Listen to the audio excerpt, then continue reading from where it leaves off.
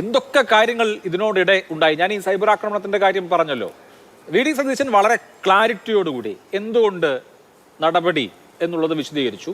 ഞങ്ങൾ ആ നടപടിയിൽ നിന്ന് പിന്നോട്ട് പോവില്ല എന്ന് പറഞ്ഞു. രാഷ്ട്രീയകാര്യ സമിതി അംഗങ്ങളുമായി മുഴുവൻ മുതിർന്ന നേതാക്കളുമായും ആശയവിനിമയം നടത്തി ഞങ്ങൾ കൂട്ടായി എടുത്ത നടപടിയാണ്, ഞാൻ ഒറ്റയ്ക്കെടുത്ത നടപടിയല്ല എന്ന് വിശദീകരിച്ചു. ആ വിശദീകരണം പോലൊരു വിശദീകരണം എന്തുകൊണ്ടാണ് മറ്റൊരു മുതിർന്ന കോൺഗ്രസ് നേതാവിൽ നിന്ന് ഉണ്ടാവാത്തത്? കെ പി സി സിക്ക് വർക്കിംഗ് പ്രസിഡന്റുമാരുണ്ടല്ലോ. കെ പി സി സിയുടെ ഏതെങ്കിലും ഒരു working president V D Satheesan പറഞ്ഞ കാര്യം ആവർത്തിക്കുകയോ അതിനെ പിന്തുണച്ച് സംസാരിക്കുകയോ ചെയ്തോ? യു ഡി എഫ് കൺവീനർ ഉണ്ടല്ലോ, അദ്ദേഹം AI വഴിയാണ് ഇതൊക്കെ ഉണ്ടാക്കിയതെന്ന് വിചാരിച്ചിരിക്കുന്ന ഒരാളാണത്രേ.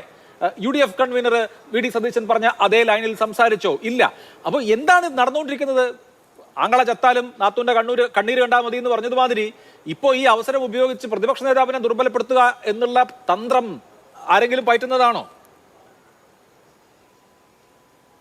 ഒരിക്കലുമില്ലല്ലോ. നിങ്ങൾ ഈ വി ഡി സതീശനെ കേന്ദ്രീകരിച്ച് ചർച്ച നടത്തുമ്പോൾ ഈ രാഷ്ട്രീയമായ തീരുമാനം പ്രഖ്യാപിച്ചതാരാ? കെ പി സി സി പ്രസിഡന്റാണ് പത്രസമ്മേളനത്തിൽ പറഞ്ഞത് ഇദ്ദേഹത്തെ പ്രാഥമിക അംഗത്വത്തിൽ നിന്ന്, പാർട്ടിയുടെ പ്രാഥമിക അംഗത്തിൽ നിന്ന് പുറത്താക്കുന്നു, പാർലമെന്ററി പാർട്ടിയിൽ നിന്ന് പുറത്താക്കുന്നു. അത് പാർലമെന്ററി പാർട്ടി ലീഡർ എന്ന നിലയിൽ ഇംപ്ലിമെന്റ് ചെയ്യുക മാത്രമാണ് വി ഡി സതീശൻ ചെയ്തത്. ആ വി ഡി സതീശൻ കത്ത് കൊടുക്കുന്നത് എങ്ങനെയാ?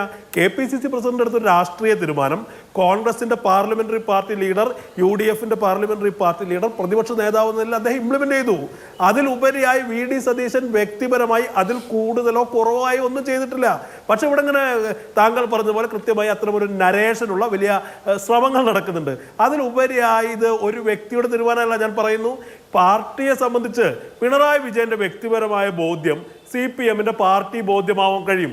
വി ഡി സതീശന്റെ വ്യക്തിപരമായ ബോധ്യം കോൺഗ്രസിന്റെ പാർട്ടി ബോധ്യമാവാൻ കഴിയില്ല. കോൺഗ്രസ് എന്ന് പറയുന്നത് പല നിലപാടുകളുള്ള അങ്ങനെ കൃത്യമായി ചർച്ചയിലൂടെ പാർട്ടിയാണ് ഈ തീരുമാനമെടുക്കുന്ന.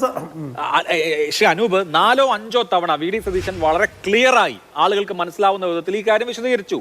ഞങ്ങളുടെ എന്ന് പറഞ്ഞാൽ ഞങ്ങളുടെ പാർട്ടിയുടെ ബോധ്യത്തിന്റെ അടിസ്ഥാനത്തിലാണ് ഈ നടപടിയിൽ നിന്ന് പിന്മാറില്ല എന്ന് അസന്നിഗ്ധമായി വ്യക്തമാക്കി. ഞാൻ പറയുന്നത് ശരിയാണല്ലോ, വ്യക്തമാക്കി. അതേ ആർജവത്തോടുകൂടി അതേ കാര്യം മറ്റൊരാൾ എന്തുകൊണ്ട് പറയുന്നില്ല? കോൺഗ്രസിന് വേറെ നേതാക്കളുണ്ടല്ലോ, എന്തുകൊണ്ട് പറയുന്നില്ല എന്നുള്ളതാണ് എന്റെ ചോദ്യം. അല്ല, K P C C president വളരെ കൃത്യമായി പറയുന്നുണ്ടല്ലോ. കെ പി പ്രസിഡന്റ് ഈ തീരുമാനം പ്രഖ്യാപിച്ചു. ചരിത്രത്തിൽ തന്നെ ഏറ്റവും കുറഞ്ഞ സമയമെടുത്തുള്ള വാർത്താ സമ്മേളനത്തിൽ 1 മിനിറ്റും 13 സെക്കൻഡ് കൊണ്ട്. അല്ല, അത് മാത്രമല്ല അഭിലാഷേ, അങ്ങ് ശ്രദ്ധിക്കേണ്ട പ്രധാനപ്പെട്ട ഒരു കാര്യം, ഒരു വിശദീകരണം പോലും ചോദിക്കാതെ ഈ പറയുന്ന രാഹുൽ മാങ്കൂട്ടത്തെ പോലും കേൾക്കാതെ വളരെ കൃത്യമായി, സാധാരണ എങ്ങനെയാണ് ഇത്തരം കാര്യങ്ങൾ പ്രഖ്യാപിക്കുക? ഒരു വിശദീകരണം ചോദിക്കും, അദ്ദേഹത്തിന് അറിയിക്കും, അദ്ദേഹത്തെ കേൾക്കും. ഓഡിയോ അൾട്രം ഹിയർ ദ അതർ സൈഡ് എന്ന് പറയുന്നത് ജുഡീഷ്യൽ നടപടിക്രമങ്ങളിലല്ല, ഇന്റേണൽ നടപടിക്രമങ്ങളിലും ഒരു ഓർഗനൈസേഷൻ്റെ, ഒരു സ്ഥാപനത്തിന്റെ നടപടിക്രമങ്ങളിലൊക്കെ പാലിച്ചു പോരുന്ന ഒന്നാണ്. ഒരു ആരോപണ വിധേയനെതിരെ, ഒരു കുറ്റാരോപിതനെതിരെ അയാളുടെ ഭാഗം കൂടി കേൾക്കുക. അതുപോലെ ഒഴിവാക്കിക്കൊണ്ട് ആ പരാതിയുടെ ഗൗരവം പരിഗണിച്ചുകൊണ്ട് അത്തരമൊരു നടപടി എടുത്തതേ.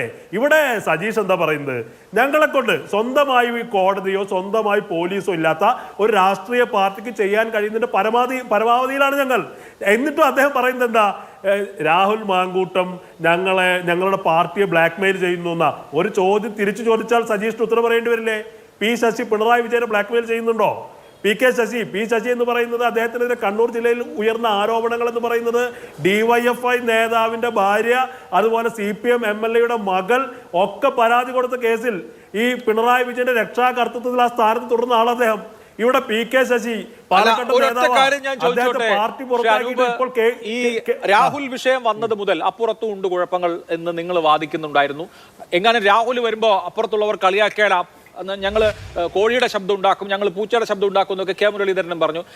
ഇപ്പോഴത്തെ പ്രശ്നം എന്താണ്? നിങ്ങളുടെ പാർട്ടിയുടെ പ്രവർത്തകർക്കും അണികൾക്കും അനുഭാവികൾക്കും രാഹുലിനെതിരെ എടുത്തിട്ടുള്ള നടപടി അംഗീകരിക്കാൻ കഴിയുന്നില്ല, അവർക്ക് ദഹിക്കുന്നില്ല, അവർ നേതൃത്വത്തിനെതിരെ കലാപം നടത്തുന്നു എന്നുള്ളതാണല്ലോ. എനിക്ക് തോന്നുന്നു നിങ്ങളിത് ബാലൻസ് ചെയ്യാനും ഞങ്ങൾ ലഘുവായ ഒരു കുറ്റത്തിന് കർശനമായ നടപടി എടുത്തു, അതാണ് ഞങ്ങളുടെ പാർട്ടി, ഞങ്ങളുടെ ആർജവം അതാണെന്ന് വരുത്തി തീർക്കാനും ശ്രമിക്കുക വഴി നിങ്ങളുടെ പാർട്ടി കേഡർമാരിലേക്കും അനുഭാവികളിലേക്കും തെറ്റായ ഒരു മെസ്സേജ് പോയെന്ന് തോന്നുന്നു. ഒരാളെ ലഘുവായ ഒരു കുറ്റത്തിന് ഗുരുതരമായ ശിക്ഷയ്ക്ക് വിധേയമാക്കി അനീതി നടത്തി പാർട്ടി നേതൃത്വം എന്നൊരു ചിന്ത ഒരു പക്ഷേ അണികളിലേക്ക് പകർന്നത് ഇങ്ങനെയുള്ള നിലപാട് കൊണ്ടാവാം.